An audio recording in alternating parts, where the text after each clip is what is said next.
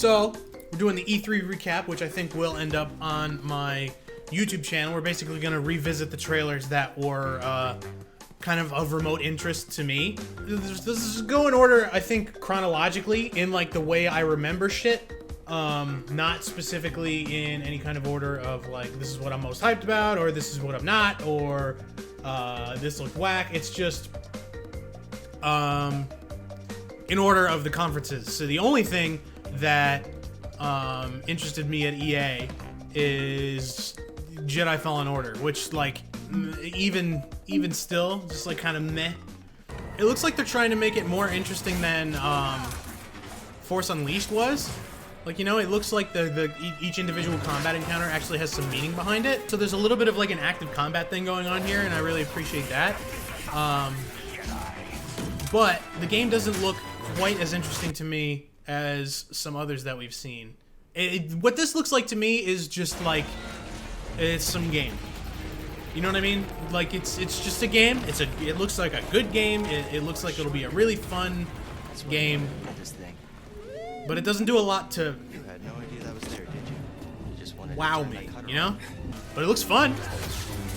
You know, I don't really have anything like overtly bad to say about it. It looks like it's gonna be like fun, but just maybe not the kind of game I'm looking for this year. Okay, that's pretty much EA. Was there anything else interesting in this? Saw Gerrera's in it, which is pretty cool. Seen Forrest Whitaker.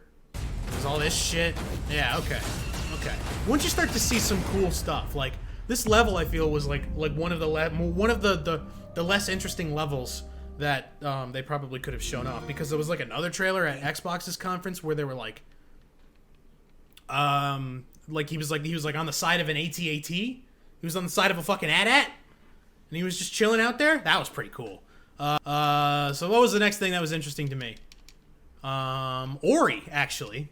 Dude, honestly, it was like this trailer alone that really got me interested, because like, I'm like, oh look, another Ori game. I heard the first one was really good. It never really like crazily motivated me to check the game out, although I really should. But what interests me about this game is these crazy bosses. Look at this, dude. These crazy boss battles look absolutely incredible. This looks like it had just so much effort put into it, dude. That music is incredible. The lighting effects are amazing. That's absolutely fucking incredible. I have nothing bad to say about that. Cyberpunk full presentation with Keanu. Blah, blah, blah, blah, blah. A lot of crazy shit happening. We get knocked the fuck out. And then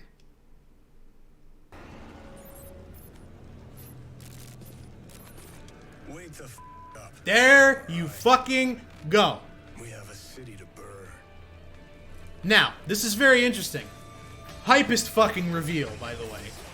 The coolest shit. Because it's like, how could you make this like 3-year-old news story interesting again by adding fucking Keanu Reeves to it? I absolutely love this man. Good to see you. Good to see you. What a lovely man. I gotta talk to you about something. 2077 Yeah, like he's so pumped about it. is really going to be breathtaking. You gotta wait for it though. You're breathtaking. My guy, what a fucking legend. The interesting thing about Keanu's character, right, is I guess he plays a well-known, because Cyberpunk 2077 is based on a tabletop game. There's a character in that called Johnny Silverhand, and apparently he's like an ex-rockstar turned like rebel, you know, like a fucking like a rebel soldier, fight the system, fuck yeah, that kind of thing. That's kind of what I gather. Apparently, like, yeah, character customization, all that shit, you get to choose your playstyle, then you get into the game, and Keanu starts talking to you in your fucking head. He's a fucking narrator. He's not a side character. He's like the Borderlands angel in your head of Cyberpunk. I'm fucking in. Give me that. Give me that all day, dude. That's so awesome. What else we got? Elden Ring. Like, this is the only CG trailer, other than Cyberpunk because it had fucking Keanu in it. This is the only CG trailer the only trailer that completely lacked gameplay that got me interested in anything. Because like Cyberpunk, we've already seen gameplay, but this is an announcement trailer. Like, even though it's a CG trailer, there's still just something really, really interesting about it, because you know there's so much more to it, because that company has precedent. You know what to expect from them. And this does look like, in a way that Sekiro and Bloodborne were not, this does look like the big follow-up to Dark Souls, now that Dark Souls 3 is over. And I'm pretty sure Dark Souls as a series is pretty much over. That should be very, very interesting. We'll probably see some gameplay later this year. My money is that game will come out like next May. You know, that's when I would say. Anything else from Xbox? The new console? I mean, that's cool, I guess. Project Scarlet reveal trailer. Battletoads looks pretty sick though, man. When we think about the future of games, Blah, blah, blah, blah, blah, blah, blah, blah, blah, blah, blah. Yeah, there's nothing fucking interesting in this. I'm gonna put the Battletoads trailer on. This I'm more interested in, because look at the fucking cartoon shit. Look at that shit. The thing is that interests me about the new consoles, right, is that both PS5 and the next Xbox, this Project Scarlet bullshit, both of these things are focusing on, rather than upscaling graphics, rather than going to, I think they're both gonna be 4K native. I think they're both gonna kind of support 4K. That's gonna be, like, these consoles are when that's kind of gonna become the new norm. But as far as going beyond that to this 8K, 120 frames per second bullshit, it's not necessary. Basically, the consoles are gonna have an internal solid state drive. They're gonna have an internal like storage device that they're going to use as RAM. What that means is it's a lot of technical bullshit that I don't really understand. But the example that they used, right, was that they were running, and this is a current gen game, right, I'll give you that. They ran Spider-Man on an early build of the PS5.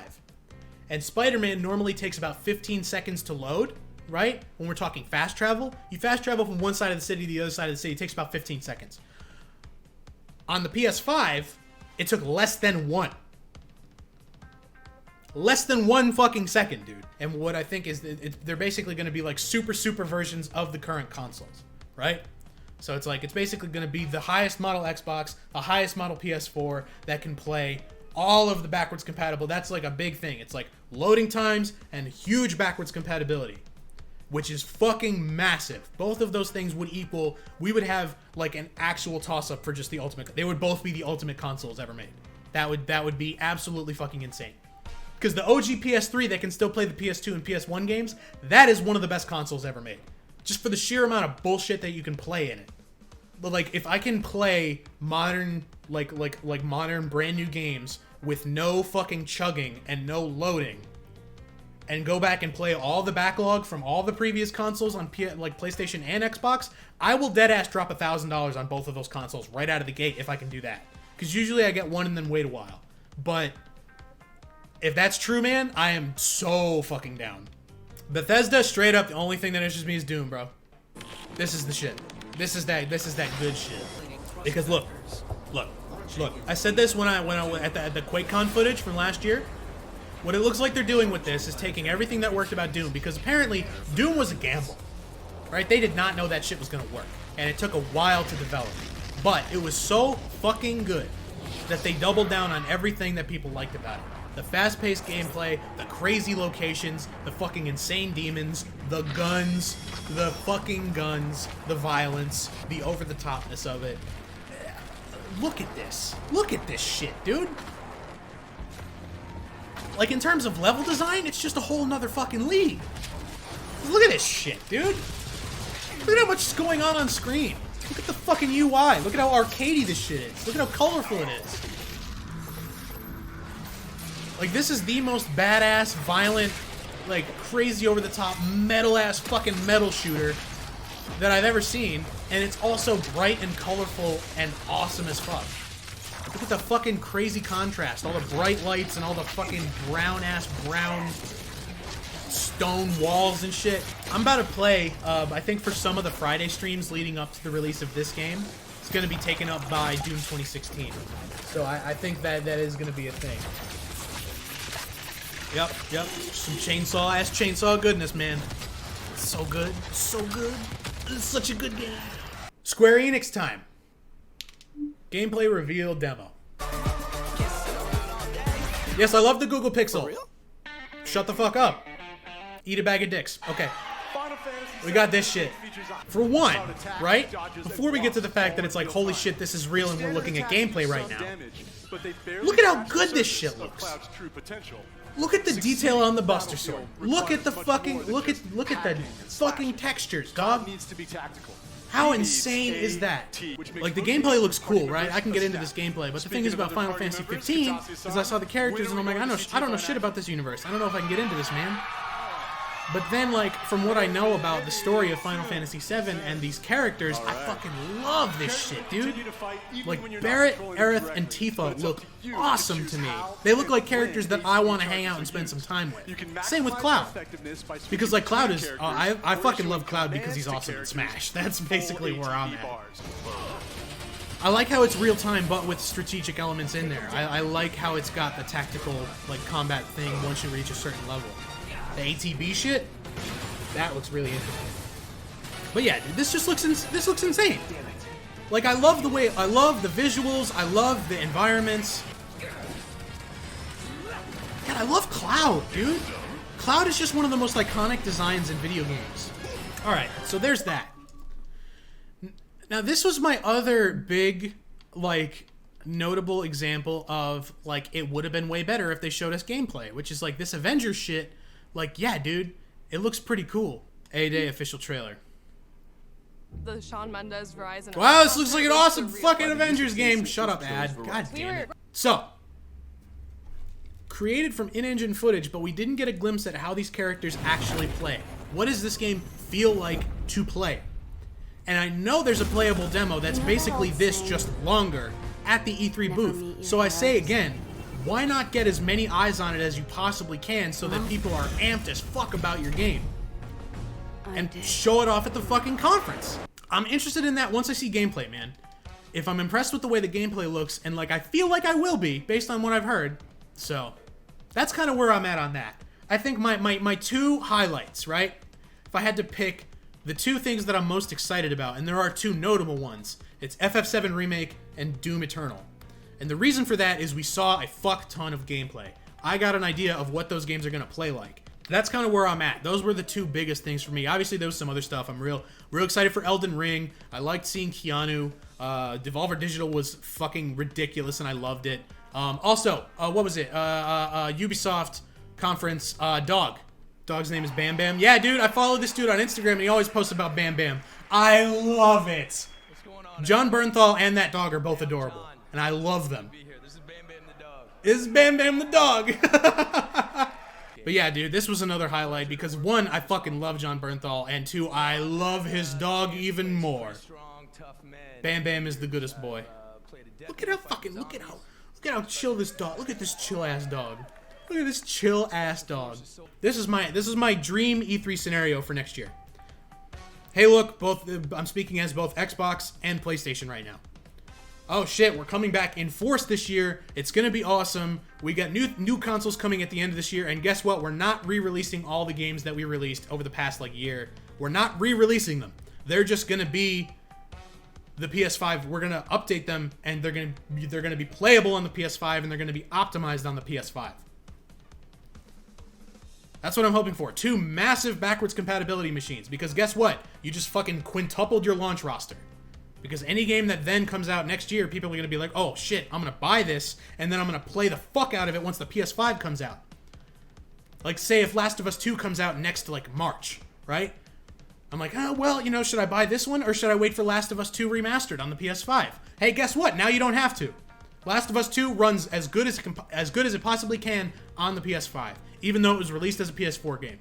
That is my absolute dream for E3 of next year. And the last thing, we got Nintendo.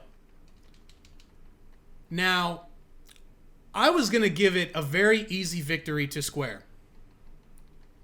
Until Nintendo pulled this shit. What the actual fuck is this? How do we live in a world where this is real? This is the greatest reveal trailer in the history of everything ever. Get fucked, Duck Hunt! The real duo is back! look at this shit. And they're fucking pumped, dude. Like, I think it's amazing that this is real. Like, because banjo means so much to so many people, and it's such an important icon in the history of video games. And this is the absolute ultimate comeback. Look at that fucking pose, dog. It makes me want to play the fuck out of Banjo-Kazooie. Like, I feel like Banjo-Kazooie and Banjo-Tooie are ripe for a remaster. Breath of the Wild 2! Breath of the Wild 2! Breath of the Wild sequel teaser trailer. This has me very interested, because if they take something like Breath of the Wild and do something more interesting with it, like they do some weird spooky shit, like they do with they did with Majora's Mask, like if this is the Majora's Mask to Breath of the Wild's Ocarina of Time, I'm totally okay with that. Sequel to The Legend of Zelda: Breath of the Wild is now in development. That's pretty cool. But yeah, those are my thoughts on E3. Generally, like you can tell we're in a transitional year, but there's a lot of stuff that I'm really excited about.